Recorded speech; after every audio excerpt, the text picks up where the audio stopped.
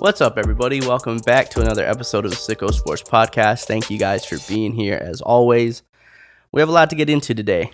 A whole lot has been going on in the last couple of days. We had the NBA draft yesterday, UFC Fight Night coming up tomorrow. We got all types of storylines around NBA and NFL. We have the Jake Paul situation. What's going on with his fight? Where does Nate Diaz play a factor into that? What's going on with Nate Diaz in the UFC? So many things to get into, so many things to cover. But first, before we get into that, unfortunately, some sad news to have to talk about. Some really tough news, especially from the Baltimore Ravens organization. Two people have passed away, or in the same day, actually, a few days ago. Tony Siragusa, a.k.a. Goose. If you remember him, he was a former defensive tackle in the NFL, played for the Colts for a little while, undrafted. So one of those guys who, it's easy to root for an undrafted guy. They come in, there's no expectation at all. You're not even supposed to make a team. You're not really supposed to play in the NFL. And somehow, not only do you play in the NFL, but you have a really good career. Then he goes on, plays for the Baltimore Ravens from 96 to I think 2002, 2003, but wins the Super Bowl with them in 2001 with Ray Lewis and that crew.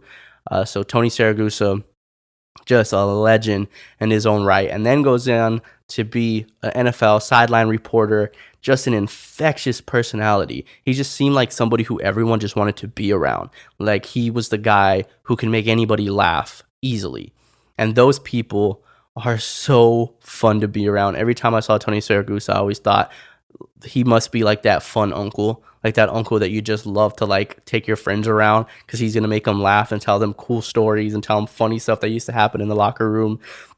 And he was just a really cool guy. Unfortunately, he passed away 55 years old. Young. 55 is so young. I read in the Daily Mail, is where I got it from, that he passed away in his sleep. Autopsy starts to show what exactly happened, but you can imagine much bigger guy. He used to play at like 400 pounds or something like that. You can imagine that heart condition could be a problem. Not the healthiest guy in the world, but either way, unfortunate passing, and still too young at 55 years old. So R.I.P. the Goose, Tony Siragusa. And also in the Baltimore Ravens organization, current player Jaylon Ferguson passed away at 55, was young. Jaylon Ferguson, 26 years old. He was found pronounced dead on arrival by the medics. This is from the New York Post. Again, none of these things I'm speculating or making up or have inside information of. But apparently they found him. They pronounced him dead. They're saying that they don't know what happened, but they're not ruling out a possible drug overdose. Again, autopsy will have to show what happened with Jaylon Ferguson. They did say there was no signs of foul play and no trauma, so it wasn't any type of homicide or anything like that. But you do have to wonder whenever you see that there is a possible drug overdose, if drugs were in play, and that's the cause of death. You have to wonder, like, was it just a night that went too far? Did he take something that he was unaware of? Take too much of something? Or could it have been some form of mental illness? Overdose, a suicide overdose, something of that nature. With mental illness just kind of plaguing this nation, especially you keep seeing these players younger and younger, between Dwayne Haskins and now Jaylon Ferguson and other players that have passed away in the recent months. It just seems like, I worry for the young guys coming into the NFL, what's going on with their mental state.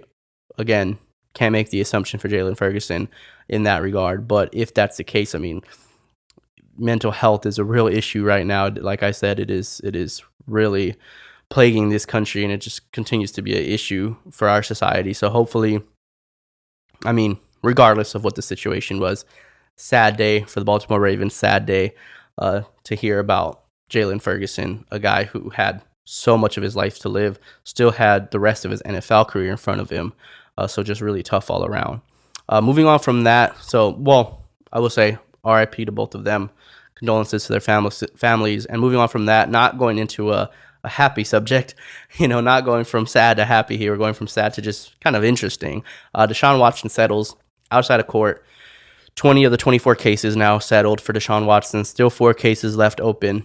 But I'm wondering about what the settlement does to him from the NFL standpoint. So we know what that does from a legal standpoint, right? It means that those cases will be dismissed. It means that he won't find any legal actions. There will be no jail time. He'll be off the hook in a way, in a sense.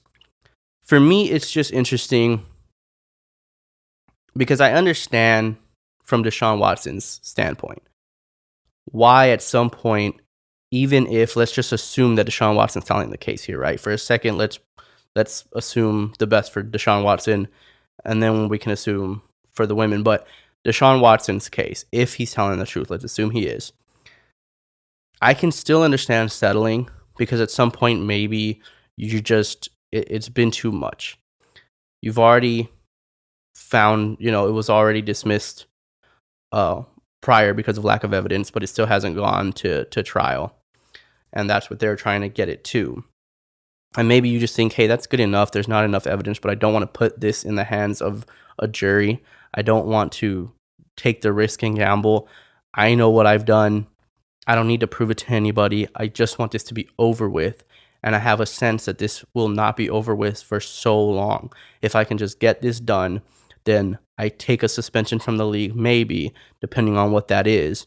And then I can just start, and then I can just go. I can take my punishment from the league if there is one, and then just go after that. If not, how long do we drag this in?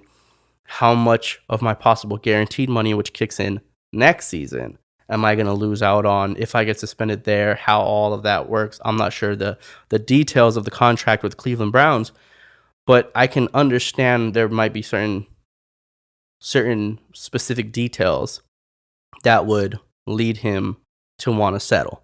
The other issue is, how does this affect the NFL?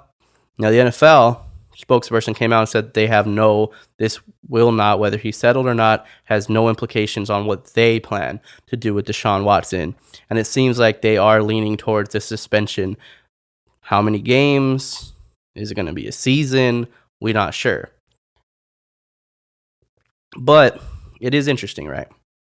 Because it's hard for me to believe that the league would say that there's no, whatever happens in a settlement case will not impact or influence their decision from a league standpoint. And for me, I'm like, it has to though, right? Like, if Deshaun Watson doesn't settle, if he didn't settle, he already did, so I can't say, doesn't, but if he didn't settle and he goes to court and he's found innocent and there's even more evidence that proves his innocence, how in the world would you still give him the same punishment that you would give him for settling, right? Because one of them is proving his innocence and the other one is not proving anything. With this settlement, we'll never know. Only Deshaun Watson and those women know what happened. No one else will ever know with the settlement.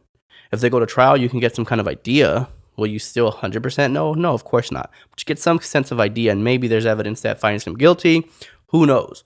But that would have to matter in the standpoint of the NFL. And I know they can't say that it does, because if you say that it does, or you say that it always did, then that could influence one's decision whether to take a settlement or go to court. And you don't want you can't influence him to do so based off of a league, based off of the company, right, that he works for. His decision would have to be influenced based on his own motives and what he wants and what he's trying to do in these cases. But either way, interesting enough, 20 of the 24 cases are out. What does this mean? It means that it seems very, very, very unlikely that Deshaun Watson will face any legal actions, that he'll face any jail time. What does it do for his reputation? Listen, people were already going to call him this, that, and the other. Even if he went to court and was found innocent, people are already going to call him that. In this case, yeah, it may mean more people. It may be more people that think of him in a very specific way now. Maybe he has some fault of it. Maybe he doesn't. Either way, unfortunate situation for him. Unfortunate situation for the girls involved. Unfortunate situation for the Houston Texans. Unfortunate situation for Cleveland Browns. Unfortunate situation for the NFL. So the actions of Deshaun Watson, whether guilty or unguilty, the simple actions that he has already taken, led to all of these domino effects from the rest. Now, on to happy news. When I talk about dominoes falling, the biggest domino in college football, in my opinion, has fallen. Arch Manning commits to the University of Texas. As you can see around me, everything Texas for me. I'm obviously a Texas Longhorn fan, and Arch Manning is the best news I've heard in a while, especially for the Texas Longhorns. And that's a big domino piece. We're already starting to see more 4-star, 5-star recruits, wide receivers, and other players now visiting Texas, now maybe committing to Texas, waiting on that domino piece of Arch Manning to commit. Huge day for the University of Texas. I felt like there was a real possibility. People called me crazy, but I felt like there was a real possibility that Arch Manning could go to Texas because of multiple reasons. One, Texas is still, win or lose, even with their record, they are still one of the most profitable colleges in the nation, especially the football program. Number two, they still have such a huge national spotlight on them, just as much as anybody else. And three, their move to the SEC only means that much more in all aspects, financial and in terms of media spotlight. So those situations there, those reasons is why I felt like there's a real possibility Arch Manning can come to Texas. I say come here in Austin. He can come here. I felt like maybe it was a long shot. Maybe there are other teams, maybe in Alabama, maybe a Georgia, maybe these teams with programs that are winning right now. But he has that type of leverage to where him alone can persuade an entire group of guys, a group of kids that can now make Texas a number one recruiting program in that year in 2023. This is very possible. This is very, very possible.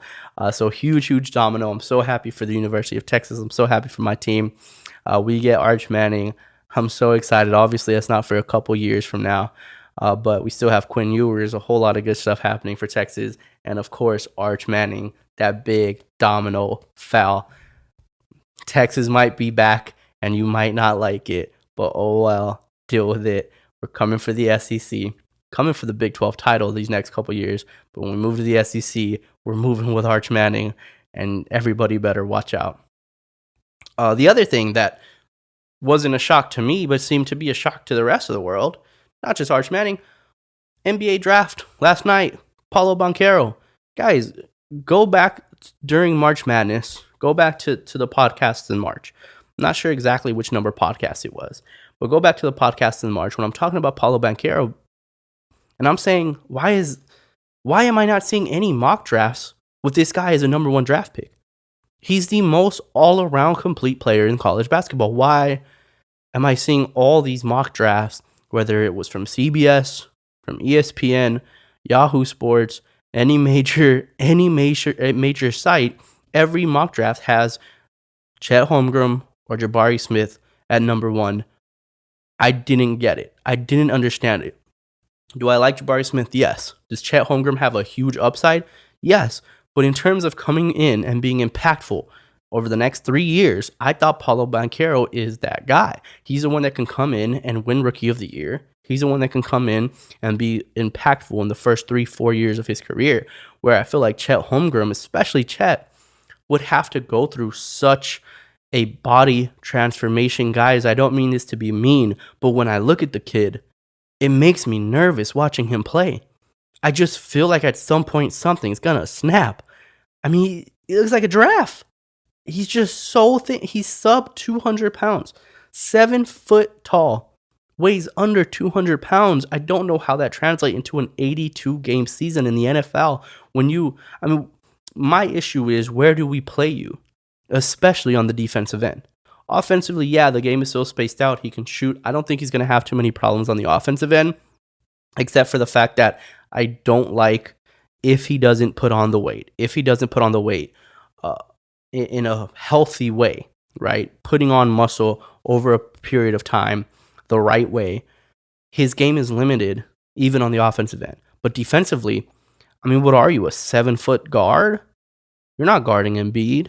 You're not guarding Jokic. You're not guarding any of these big guys inside, but who are you guarding?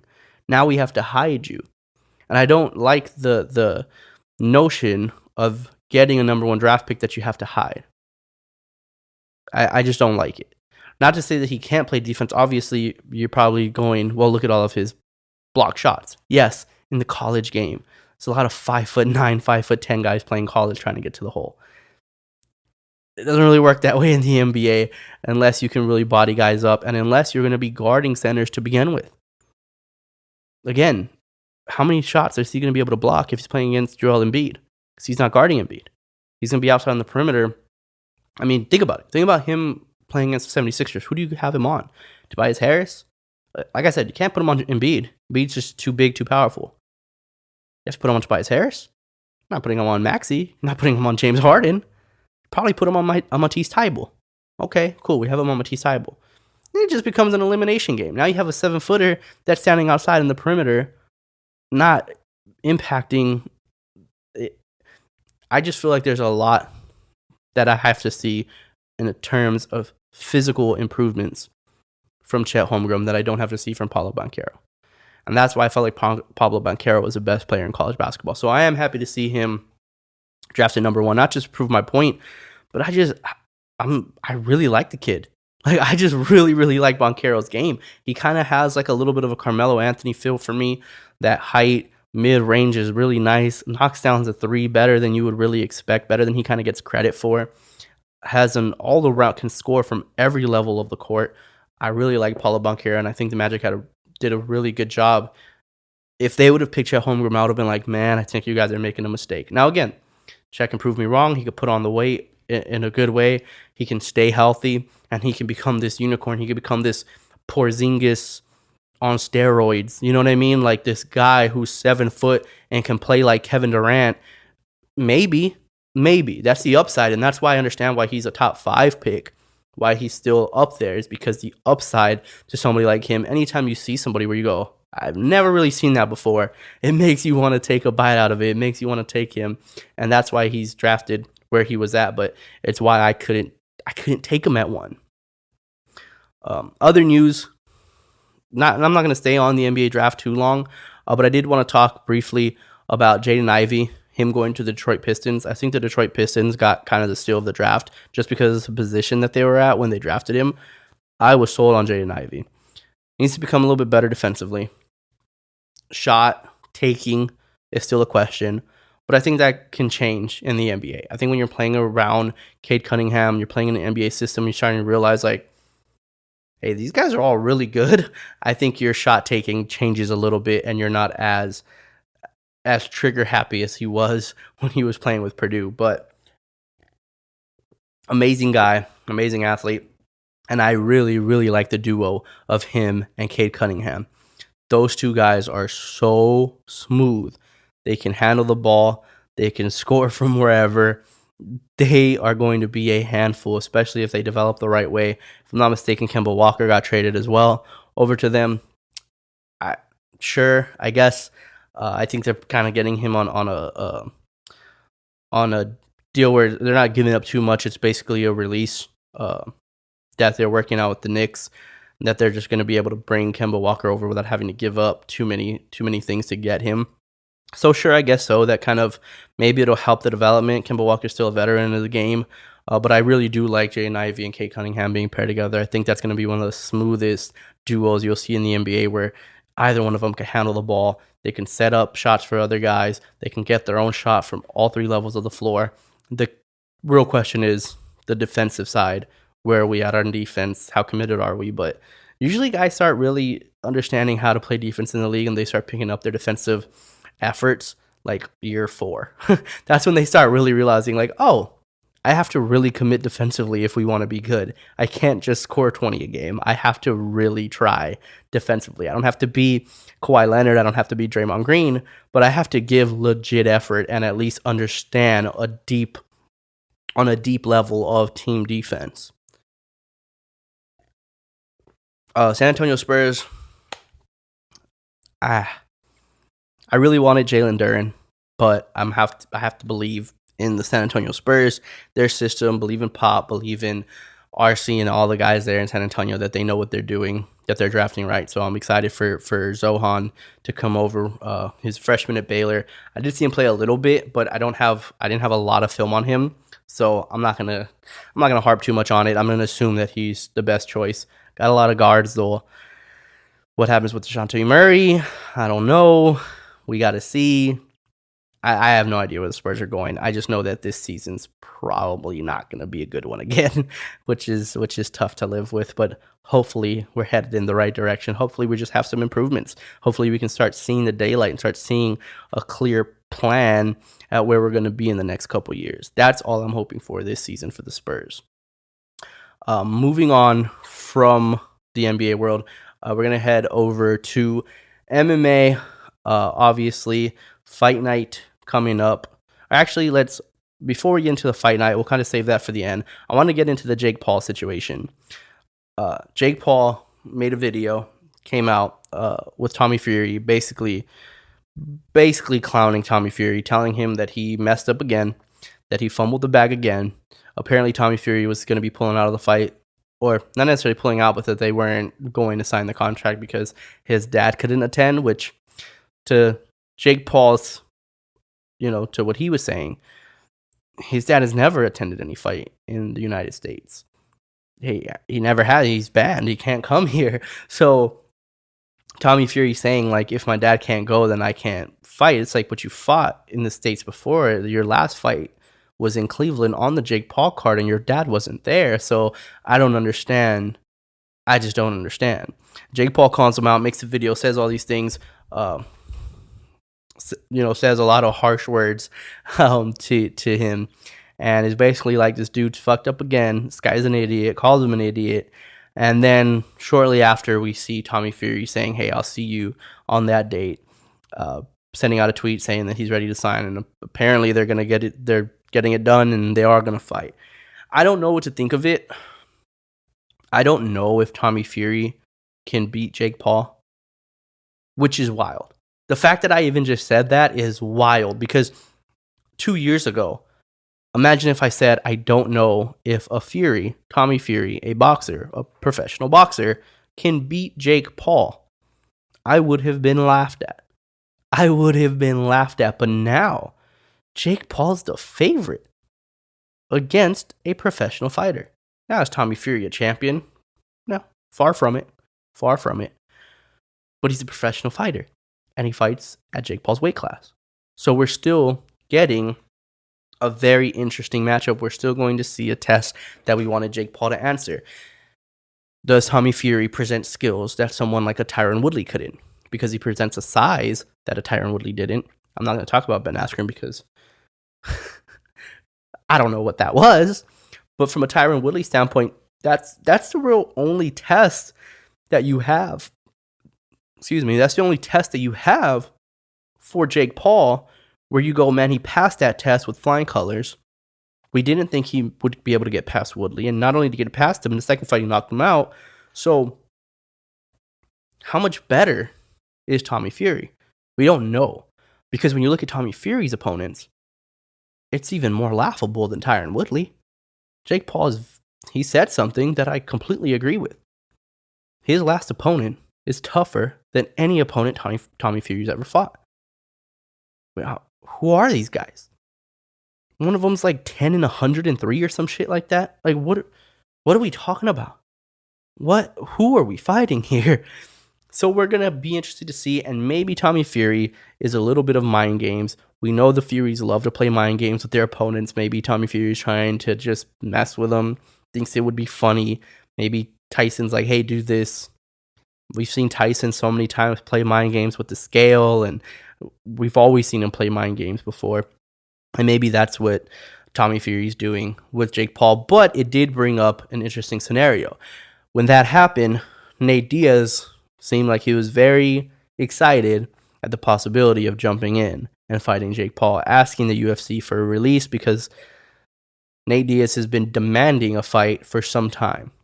Why he hasn't gotten a fight is beyond me. The UFC, Dana White specifically, came out and said that he's been trying to get Nate Diaz a fight. I'm just not buying it, man. I'm just not buying it. He did I love Dana White. All right, like I love his personality. I think he's cool. I think he's funny. What he built for the UFC is unbelievable. What he was able to do through the pandemic and still put on the fights is nothing short of admirable. But he does the same shit where like if he wants to make his own point, he does it by shitting on the other person. And he does that time and time again. And he did that with Nate Diaz. Where Nate Diaz, oh, what's the issue with finding him a fight? And he's like, well, because the guy hasn't won a fight in, 4 years or whatever. The guy's 1-5 in his last 6 fights. And it's like, yeah, I agree with that.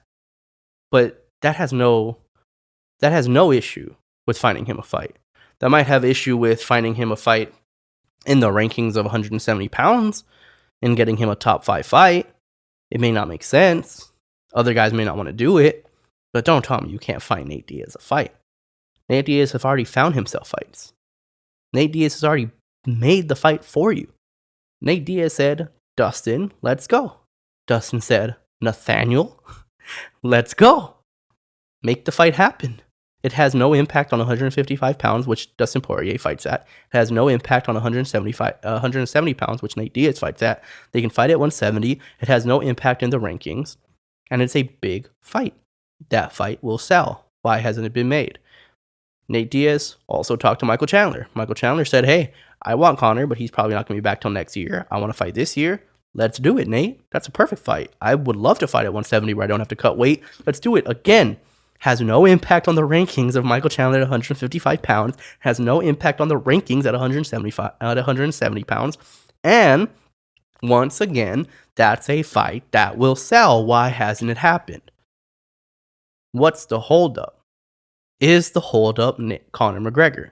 Because if so, does that mean that you plan on shelving Nate until next year? That Nate hasn't had a fight in months and won't have a fight in another 7, 8, 9 months, 10 months maybe till Conor McGregor returns? Is that what's happening? Or do you say, or isn't it maybe the UFC is going, no, we want him to fight Jake Paul. We just want a piece of the pie. And then his last fight in the UFC can be with Conor McGregor, where we also take a large piece of that pie. That can be the situation. And the reason why I say that, a lot of people felt like they will never happen. They'll never make another fight in boxing the way they did with Conor because it just blew up so much where Conor became bigger than the UFC, but they don't have to worry about that with Nate because Nate only has one last fight. And on top of that, for the first time, Dana White said, yeah, maybe he should go fight Jake. It makes the most sense. Maybe that's what he should do is go fight Jake. Now, are you saying that alluding to the fact that maybe you release him and he fights Jake? Or are you saying that in terms of maybe you get us involved in a way that you go fight Jake Paul? Regardless, all of that has to put a pin in it because Jake Paul does have his opponent. It is going to be Tommy Fury. Apparently, we don't know. Tommy Fury could do whatever, right? We still don't know. Tommy Fury could very easily pull out of this fight.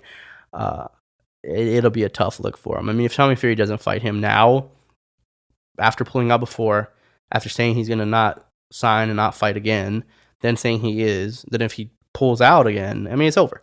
It's over for Tommy Fury. If you want to get this bag, make it happen. I believe he's going to get $2 million off of this fight. I don't know how long it's going to take in Tommy Fury's career for him to accumulate $2 million in order for him to get to a point where he can get a $2 million person to fight. But with the opponents that he's fought and the lack of his interest to fight somebody like Jake Paul or the lack of determination to make a fight with Jake Paul happen, it seems as though a $2 million purse is very far away from Tommy Fury's future. So why is he not more eager? Why does he seem at least not so eager to make this fight happen with Jake Paul? Very odd in what's happening there. I mean, I don't get it. I don't get it. And then we're going to jump into UFC. Like I said, I wanted to finish it off with the UFC Fight Night coming up tomorrow night. Tsarukyan and Gamrot. It's going to be a really good fight. Kind of a under the radar type of card to me. So I'm pulling it up now so I can get the whole card up. I don't remember each fight just off of memory. But it's very underrated. There are some good fighters on there. Umar Nurmagomedov, biggest favorite on the card, minus 900. This kind of just speaks to more of the complaints with what guys have been talking about when it comes to Khabib and Islam and now Umar, where it's like, dude, minus 900. It just seems like, that Dana White privilege comes in sometimes, where you have Islam Makhachev, who's now going to be fighting Charles Oliveira for the championship. I'm not saying Islam's not good. I'm not saying he's not good enough to fight Charles. But there's a beauty in being tested. There's a beauty in seeing him go through the gauntlet where you go, yeah, even if we don't believe he's good enough, he deserves it. There's something beautiful about saying this guy deserves it. And now you have Islam getting into a title fight after beating Bobby Green. And no disrespect to Bobby Green, I love Bobby Green. If you haven't seen his Joe Rogan, please go watch the Joe Rogan podcast with Bobby Green. It is so good. Love Bobby Green. Love his personality. Love the way he fights. Everything about him is freaking awesome. But the issue is, you can't get a title fight after beating Bobby Green. You have to beat somebody now. Yeah, he beat Dan Hooker. Dan Hooker, again, somebody who we're... All right, and I'm back. Sorry. Google Fiber. Trying to get me to change my internet. Where was I? What was I talking about? Umar Nurmagomedov and that group in that gym and the benefits that they're getting. I think I was talking about Islam Makhachev and his title fight now with Charles Oliveira after fighting Bobby Green. And again, no disrespect to Bobby Green, but his biggest test so far in his career was Dan Hooker, who, again, I don't want to be disrespectful, but where does Dan Hooker fit in right now? Dan Hooker, he fights at 145 now and lost in his first fight at 145. And I felt like the Dariush fight had to happen for Islam. And the fact that it didn't, it makes you feel like, yeah, that's some fucking privilege. How does Dariush not deserve a fight? But Islam deserves it. At the very least, they have to fight each other. So the fact that they don't, it's just mind-blowing to me. What you're almost doing, and it's scary. It's scary because what you're saying to fighters is, if you don't fight, you will be pushed past. You will just be overlooked, and you'll have another extra fight to have to get through, right? So if you're somebody like Dariush, they are punishing him for his injury. They're saying, hey, you didn't make the fight because you were injured, so because of that, Islam gets to jump you and go straight to a title shot. He does not have to fight you. You don't get the opportunity to fight Islam for the title shot. Now you have to fight somebody else, and then maybe that other else gives you a title shot if you beat them.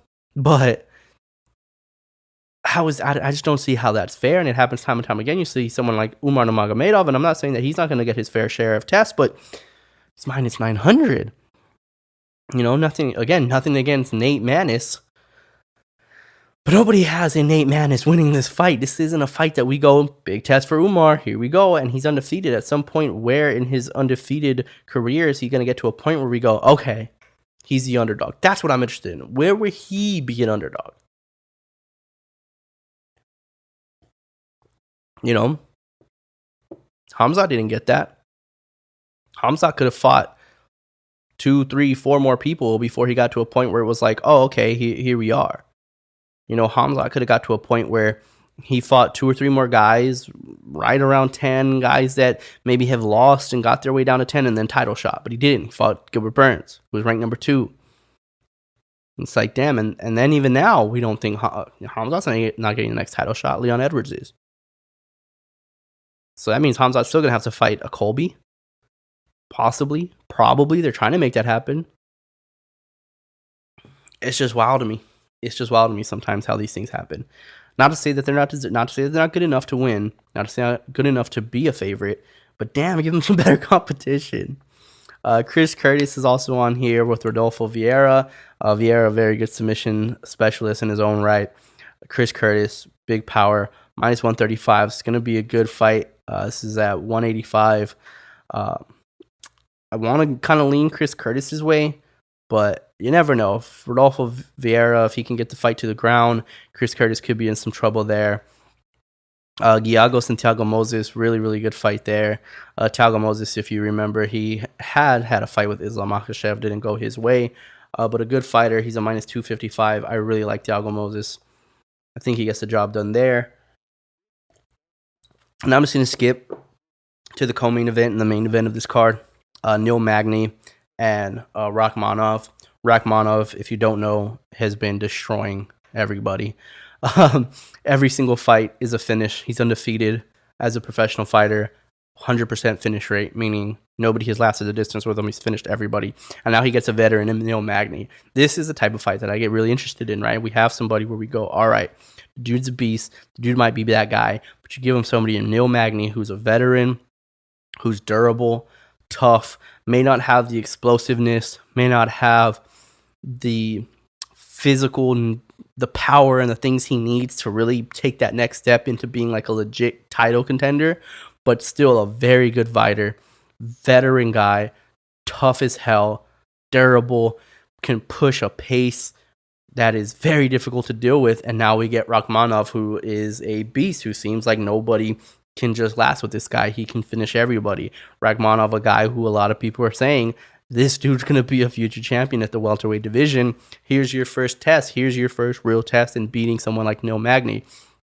And it's a situation where if he goes out there and he looks human and he gets pushed to the 3 rounds and, let's say he wins by decision, but it's like 2-1, he wins 2 rounds to 1, but Neil Magny pushed him, then people are going to start questioning him. Then people are going to say, maybe he's not as good as we thought. He's very good, but maybe not.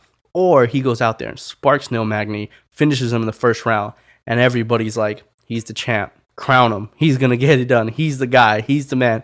So these type of fights really excite me. The 15-10 matchup, especially when that number 15, those are the matchups that excite me the most. Is when you have somebody who creeps into the top 15 at 15, 14, 13, whatever it is, and they're undefeated or they're up and coming and they're on that rise and they first get their first test at number 10. Sean O'Malley's somebody that I think is happening to next, right? Obviously, the Cheeto Vera fight, where Cheeto is right now, didn't go his way, but this is the first time Sean O'Malley himself cracks into the top 15, and now he gets a test in a top 10 opponent where you're like, oh shit, here we go, right? Even though the Cheeto fight, we didn't really know the impact of that fight yet because Cheeto wasn't ranked, Sean O'Malley wasn't ranked. It didn't have that feel of like, where do we go?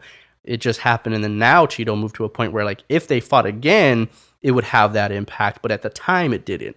Very similar to like Conor and Max Holloway when they fought. We didn't quite know what you had, especially in Max. You kind of had the push for Conor McGregor, but you didn't know quite what you had in Max Holloway yet. Where this fight and other fights where guys just creep into the top 15, where they're undefeated and they're on the roll. Like, for instance, Conor McGregor had a bigger fight with, dang it, what's his name? I don't know why I'm blanking on his name. But Conor's next fight after Max was a bigger fight where it's like looking back at it, you're like, Jesus Christ, if me Max Holloway, it's Max Holloway, but it just didn't have the impact at the time because Max wasn't Max yet. And this is the same situation where you get guys that are unranked and you don't really know what you got to up and coming guys. I love these matchups where it's like, all right, we're really trying to test you. Neil Magny's going to take the fight because he lost recently and he wants to stop this hype train in Rakhmonov and get himself that push that he would need to get back into the top 10 and be looked at as a contender again, where Rakhmonov is that freaking force. Can someone stop him? Can somebody get in his way and stop that undefeated streak? And then obviously Gamrot and Tsarukyan is going to be a great fight. Tsarukyan a minus 285 favorite. That's a huge bout in the lightweight division. And yeah, it's tough to see Tsarukyan losing this one, but Gamrot's a beast, man. But these are going to be great fights, especially those co-main and main events. I expect them to be really, really good technical fights where we see high-level performances from both of those guys. Other than that, obviously, like I said, that's coming up here. I have some other stuff planned that will push to next week. I want to get into NFL talks. about what teams made the playoffs or what teams didn't make the playoffs and which ones I feel do like an over-under on their last year's record, which ones I feel have the best chance to make the playoffs this year, considering the division and the conferences that they're in. But we'll do that. I don't want to get into that now and make it, a 2-hour podcast, but we'll get into that next time. And that'll be the kind of basis of our coverage that time around. Oh, one thing I did want to mention as well, sticking in the UFC space, Sean O'Malley and DC, it just seems like it's a relationship that we're never going to see be one of complete admiration from either one of these guys. We've had Sean O'Malley's issues before, and I've been told that I can be somewhat of a Sean O'Malley dick rider. Don't like the term. Disagree. But I'm a huge Sean O'Malley fan. Like, I've been rocking with Sean O'Malley for a minute. After his Contender Series, I started following him on Twitch. So I've seen a lot of Sean O'Malley, especially on Twitch when he's just going live. I can put that on and hear what he has to say about a lot of stuff and his podcast and everything that he has going on. It's not hard to find out the opinions that Sean O'Malley has on somebody.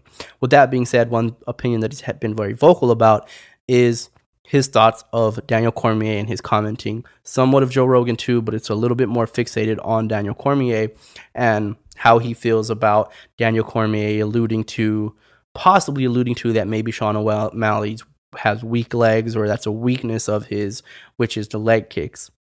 Sean has felt like that's unfair.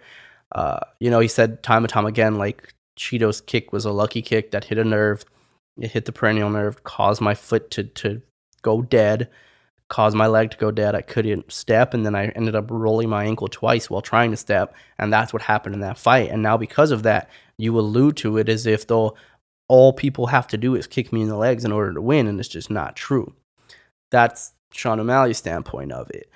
Daniel Cormier, I'll say this has happened before. Sean O'Malley has talked to Cormier about this in person for a fight week that Sean O'Malley was having. They talked about it. It seemed like all was good. Sean O'Malley comes on the DC and RC show with Daniel Cormier and Ryan Clark. Comes on the show. They're talking about a bunch of stuff. Seems like it's going good. But then he kind of mentions it again. Ryan Clark actually brings it up and he's like, yeah, you have these things with DC. And he just says the truth. He says what's on his mind again. Sean O'Malley gives his opinion. Is like, this is what I feel. Where it's like, if you go back and watch the fights, they're kicking me more, which I have dug in myself. And yeah, he's right.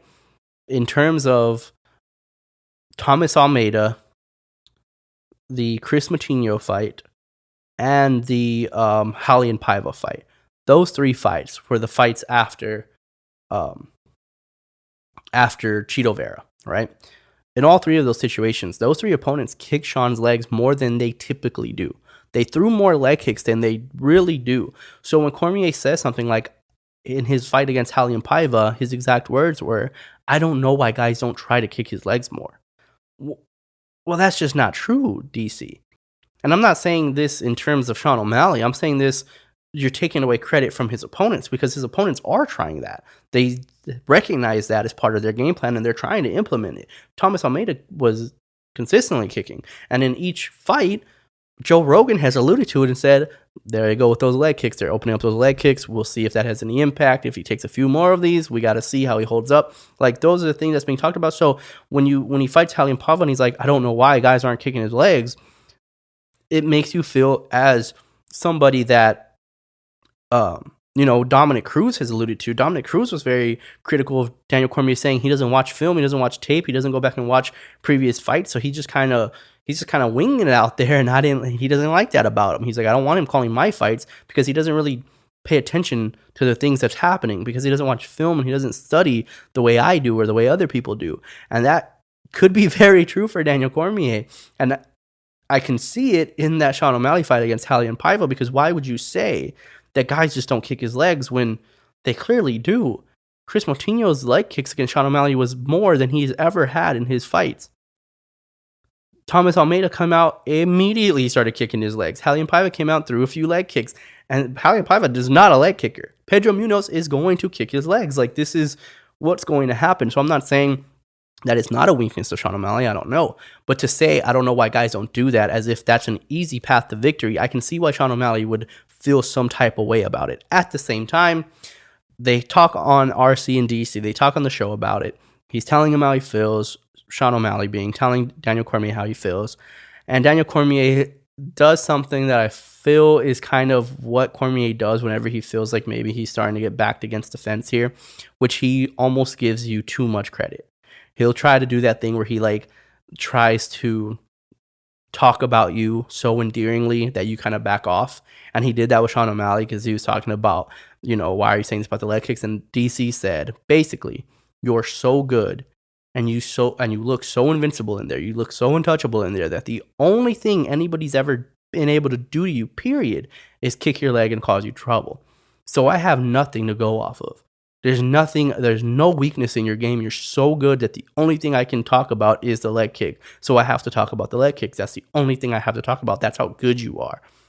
And it's like, all right, because he did the same thing, if you remember, to Phil Hawes. Just recently, when Hawes had his fight, he was talking to him. I talked about in the last podcast where he was talking to DC and saying, hey, I know you picked this fight. I know you thought this was going to be an easy fight, referring to Darren Wynn, who Hawes beat last weekend.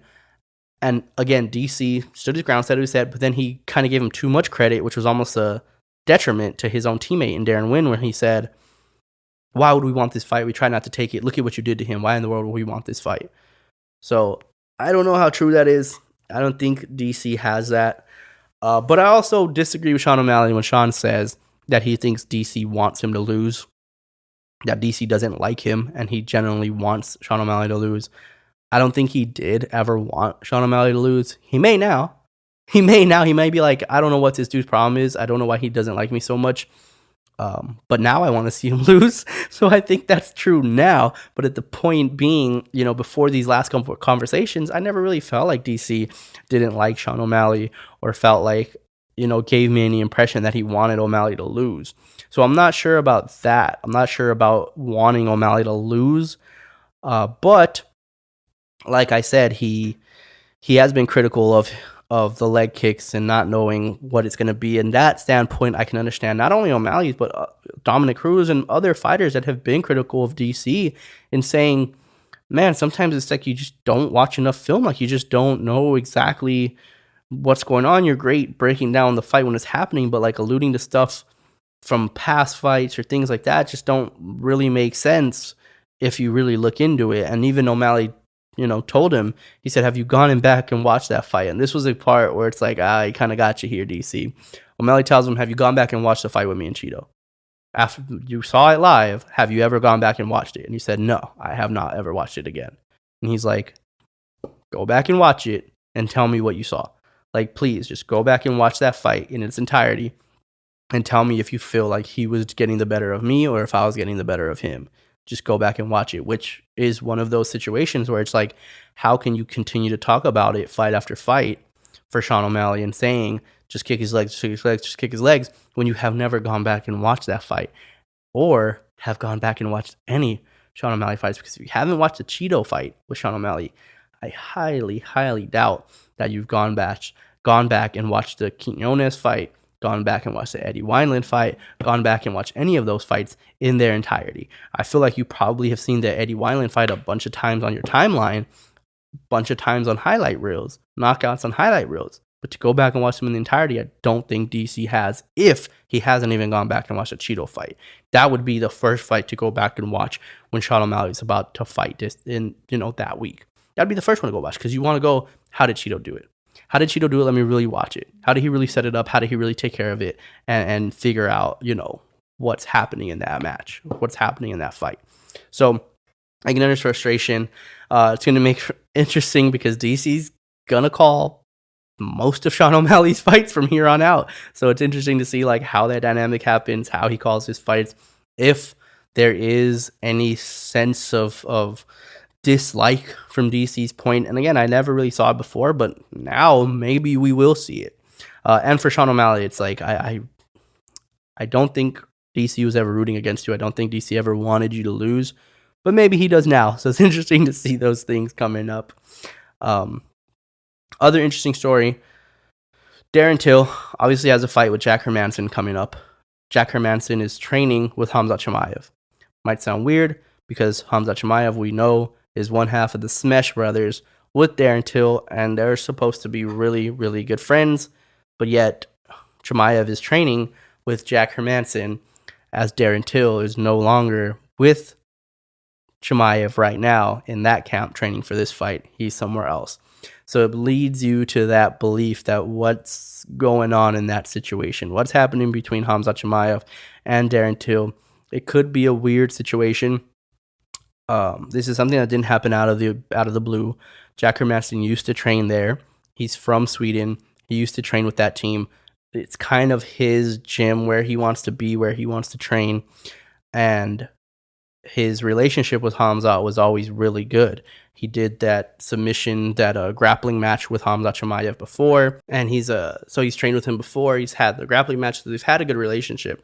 And Khamzat and Jack Hermanson have had a good relationship before, so it could have just been a situation where this is kind of Jack's place. This is kind of his gym before it was Till's, and maybe that's what's going on and what happened in that situation.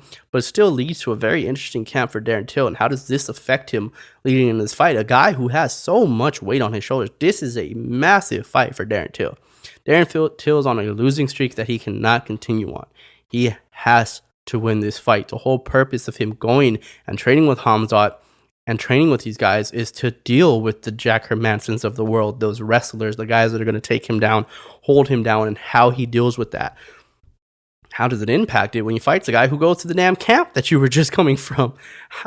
Are they giving him inside secrets? How's the relationship? Is the relationship with Khamzat so tight that Khamzat's now giving him inside information on Darren Till and his weaknesses and where to attack him? Is he giving him that type of game? Is he part of the game plan at all? Or is he simply there and Khamzat's like, look, we'll train, we'll do stuff, but that's my boy. I'm not giving you any information on him. I want to stay out of this. I'm Sweden in this one. I just want to stay away. I just want to stay out. Do your thing. Good luck to both of you. You know, Khamzat might be in that situation where he's like, damn, I really wish you guys weren't fighting each other, but here we are. And, you know, it just, like I said, what does that do to the psyche of Darren Till? Where, dude, you can't lose. You have to win this fight. You absolutely have to win this fight. So again, very interesting to see how that fight takes place, or how it plans out, and what the relationship is moving forward with Khamzat and Darren Till. Is Darren Till coming right back to that gym, coming right back with Khamzat and training with him as soon as the fight's over? Do Darren Till and Jack Hermanson just train together? Have they trained together before? I'm not sure. I'm not sure on all the inside details of it. But that fight's coming up, and it's just interesting to see these pictures with Hermanson and Khamzat Chimaev training and breaking a sweat together, where it's like, where's Till? what happened? But that's it for today's episode. A million things have gone wrong today. The freaking knock on the door, the phone, the camera cut out. It was getting a little overheated. I forgot to take it off the charger at some point, so it kind of just kept charging and recording for this last while. So the last 5 minutes of this, it cut out, and then I had to let it cool, turn it back on, and record the ending of this podcast. A lot of this is the second time recording the audio. I got about 13 minutes in, and something happened to the audio file where I had to delete it and start over. So today's episode, if it wasn't great, I apologize. So many things were just, so much funkiness happening right now. That's what I get for procrastinating and doing this episode later in the day, where I usually do it in the mornings. I think that's just the universe saying like, hey, be more disciplined and stick to the morning routines, which I definitely have to do. But hopefully this comes out. The odds of it coming out tonight are slim to none with all these issues, and I've had to come back and do this multiple times. The odds of it coming out tonight, which would be Friday night, slim to none, but hopefully it's out Saturday morning before those fights take place. And I'll see you guys back on Monday. So you guys have a safe weekend. I'll see you back on Monday. We'll go over that NFL, go heavy in the NFL, talk a little bit about the UFC, recap of the fight night, but we'll do the NFL teams that didn't make the playoffs, go with the over-unders on their records, everything you need to know about them, acquisitions, and why I feel like they'll either have a worse record or better record from last year, and if they can make the playoffs this upcoming season. So stay tuned for that. like and subscribe. As always, stay tuned for some clips. I'm starting to now clip these episodes and put out smaller pieces in case you're just interested in those topics specifically. You don't have to watch the full podcast episode. But thank you guys as always. I'll see you on Monday. Peace.